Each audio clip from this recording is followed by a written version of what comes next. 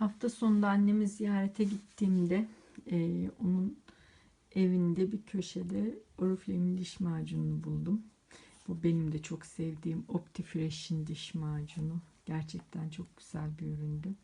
Ve bu ürünün tarihi geçtiğini fark ettim. Elime aldığımda tarihinde geçtiğini gördüm. 2015 yılına ait bir ürün bu ürün. Fakat ürünün parçalanmaya başladığını gördüğümde alıp bunu hemen sizlerle paylaşmak istedim. Arkadaşlar gerçekten ürünümüz geri dönüşüm olduğunu hep anlatıyoruz. Bahsediyoruz. Ürünlerimizin ambalajları toprakla buluştuğunda yok oluyor diyoruz. Biz doğaya saygılıyız diyoruz. İşte ispatı şu anda elimde duruyor.